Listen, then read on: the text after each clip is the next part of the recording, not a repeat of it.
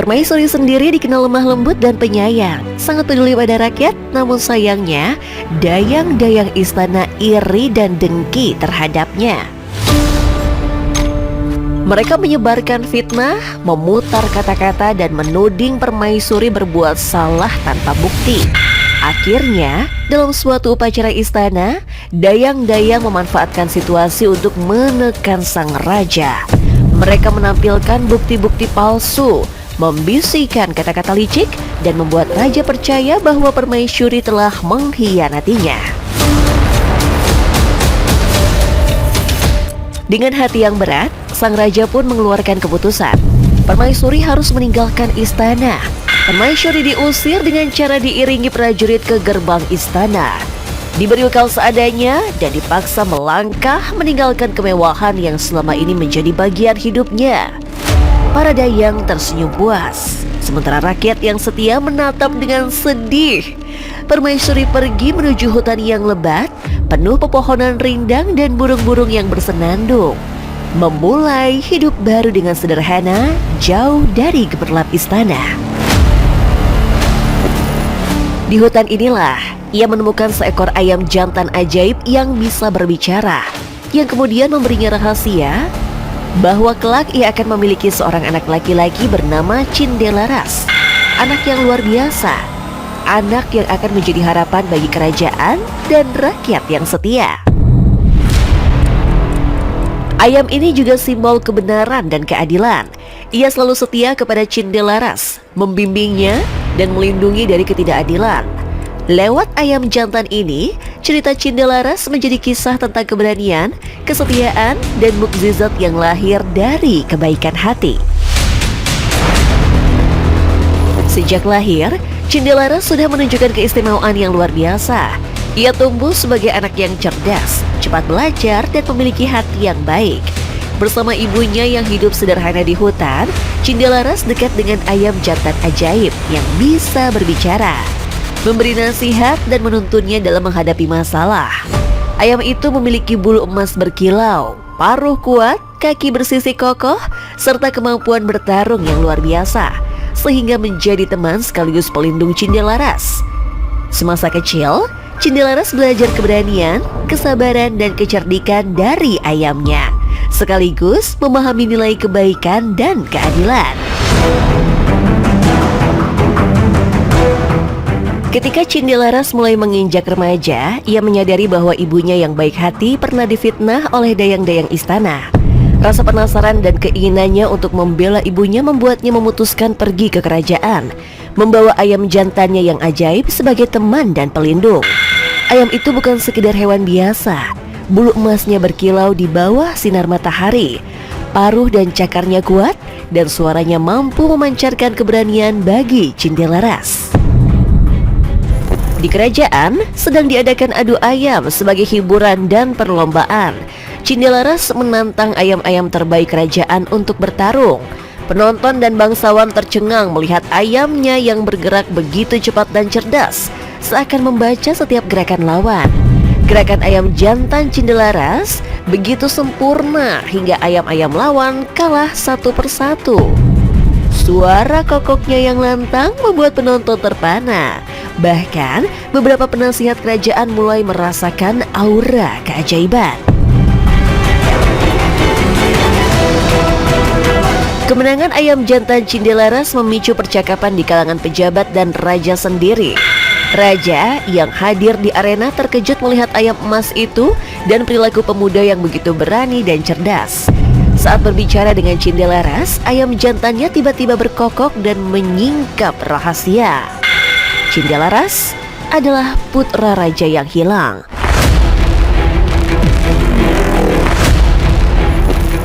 Lahir dari permaisuri yang diusir karena fitnah dayang-dayang.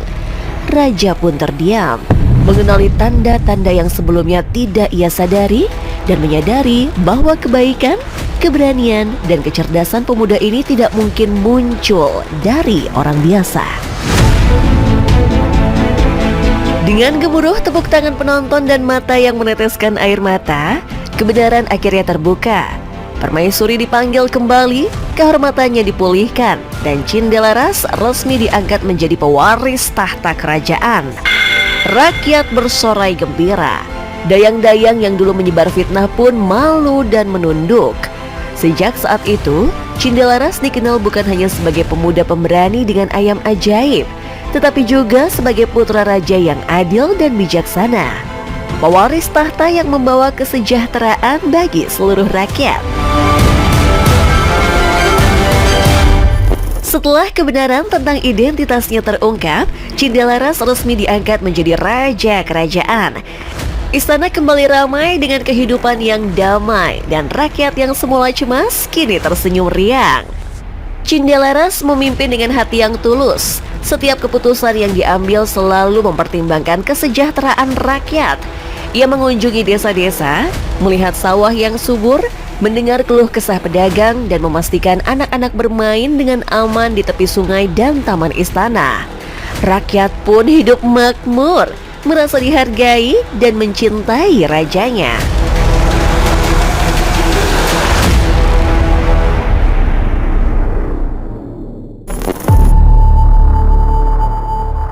Tidak lama setelah itu, Cindelaras menikah dengan seorang putri dari kerajaan tetangga yang terkenal bijaksana dan berhati mulia. Pernikahan ini tidak hanya menjadi simbol cinta, tetapi juga mempererat hubungan antar kerajaan. Bersama sang permaisuri, Cindelaras mendidik anak-anak mereka dengan nilai keberanian, keadilan, kesetiaan, dan kebaikan. Nilai-nilai yang dulu ia pelajari dari ayam jantannya yang ajaib. Istana kini dipenuhi tawa anak-anak, pelajaran hidup, dan cerita-cerita tentang kebaikan yang diwariskan generasi ke generasi. Ayam jantan emas yang setia sejak masa kecil tetap menemaninya di istana, mengingatkan Cindelaras akan keberanian dan kesetiaan. Ayam itu tidak hanya menjadi sahabat, tetapi juga simbol kebenaran dan keadilan. Setiap gerakan, kokok, dan tatapannya menjadi pelajaran bagi seluruh istana. Namun, waktu terus berjalan, dan seperti semua makhluk hidup, ayam itu akhirnya wafat karena usia yang panjang. Cindelaras merasakan kehilangan yang mendalam, tapi ia menyadari bahwa nilai-nilai yang diajarkan ayam itu, kesetiaan, keberanian, dan kebenaran, akan tetap hidup dalam hatinya dan rakyatnya. Ia mengabadikan ayam itu dengan membuat cerita dan simbol di istana, agar semua generasi berikutnya tetap mengingat pelajaran berharga tersebut.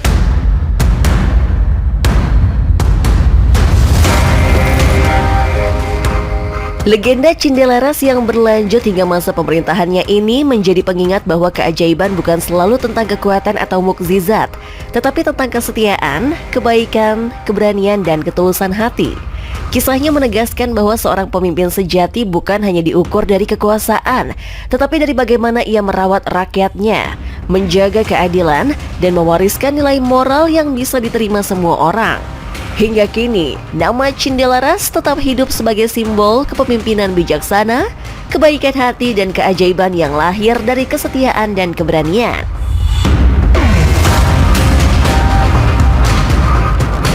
Legenda Cindelaras adalah salah satu cerita rakyat Jawa yang sangat terkenal. Cerita ini penuh petualangan, keberanian, dan keajaiban. Tapi jika kita melihat dari sisi sejarah, banyak hal yang lebih bersifat fantasi. Misalnya, ayam jantan emas yang bisa berbicara, memberi nasihat, dan bertarung dengan kemampuan luar biasa. Hal itu tentu tidak mungkin terjadi dalam kehidupan nyata. Ayam seperti itu hanyalah simbol yang menggambarkan kesetiaan, keberanian, dan kebenaran. Begitu juga dengan Kerajaan Megah tempat Cindelaras lahir. Istana yang tinggi dengan ukiran emas, taman luas, kolam berkilau, dan rakyat yang hidup damai memang sesuai dengan gambaran kerajaan Jawa klasik seperti Majapahit atau Mataram. Tapi nama raja, permaisuri, atau Cindelaras sendiri tidak tercatat dalam sejarah resmi. Kisah tentang permaisuri yang difitnah dayang-dayang istana juga lebih bersifat simbolik untuk mengajarkan bahwa ketidakadilan bisa menimpa siapa saja, tapi kebenaran dan kejujuran akan menang pada akhirnya. Meskipun begitu, Cerita Cindelaras punya pesan yang nyata dan bisa dipelajari. Anak yang baik hati, setia, dan berani, seperti Cindelaras, akan selalu menemukan jalan untuk menegakkan kebenaran. Ayam jantannya yang ajaib mengajarkan tentang pentingnya persahabatan, keberanian, dan kesetiaan. Kisah ini juga mengingatkan kita bahwa keajaiban terbesar dalam hidup sering muncul dari hati yang tulus, bukan dari kekayaan atau kekuatan fisik.